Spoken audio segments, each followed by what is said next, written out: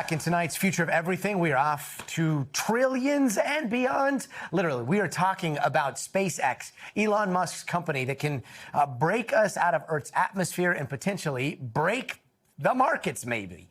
SpaceX plans to go public, maybe even as soon as next month, and it could be the biggest IPO of all time, raising up to $80 billion, with the company valued at close to $2 trillion. And then they're talking about the possibility of, like, a potential market of 28 trillion. It's hard to wrap your mind around, but just to show you how big this is, look at this graph. Okay, so down here, Uber, Airbnb, Rivian, Porsche, Saudi Aramco.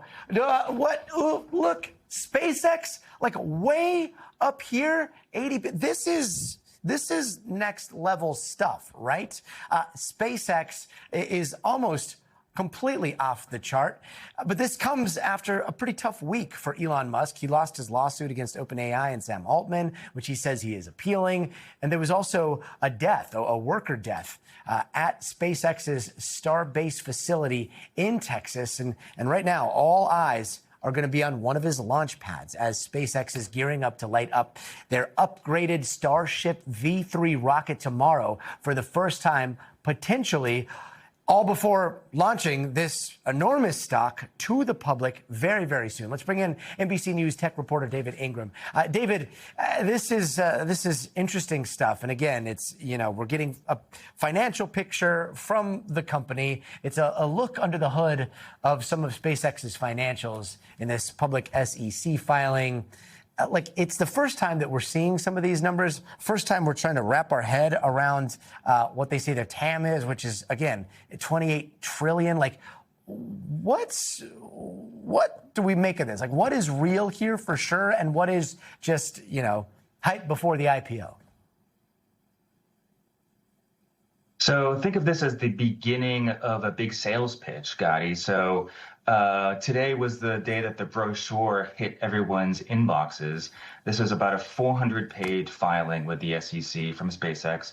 It's called the S1. This is SpaceX and Musk laying out the fundamentals of the company that they hope investors will be interested in buying the stock of.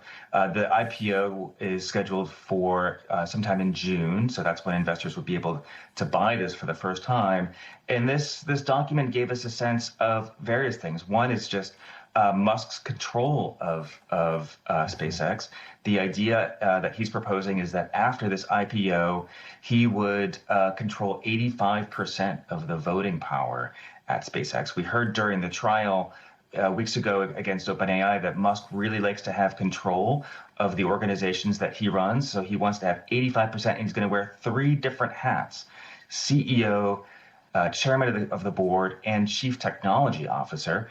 We also got a sense of the company's financials here. You can see revenue last year of $18.7 billion, but a loss of $4.9 billion. So they're not exactly profitable. That includes amortization and some other factors. But this really gave us a better sense of SpaceX as a company.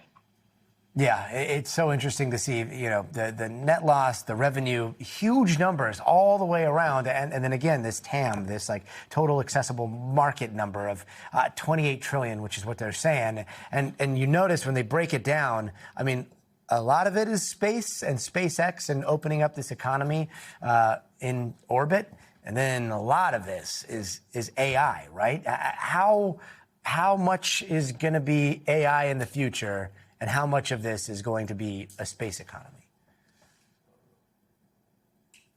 That is one of the key questions, I think, for investors. And I'll even add a third thing in there, which is the connectivity piece of this. So the way that SpaceX is breaking it down is you've got AI, you've got space, and you've got the Starlink internet service. And Starlink actually seems to be where a lot of the revenue so far is coming from. That's where they said they have 10 million subscribers, which is double what they had a year ago.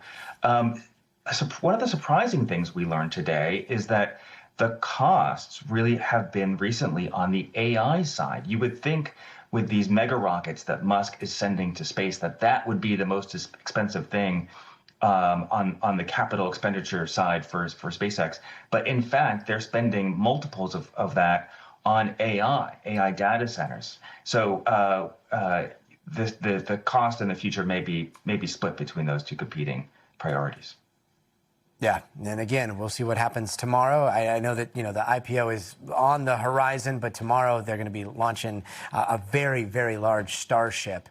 And if that Starship is successful in taking their connectivity to the next level, it's going to be something to see. David Ingram, thank you so much for joining us. We thank you for watching. And remember, stay updated on breaking news and top stories on the NBC News app or watch live on our YouTube channel.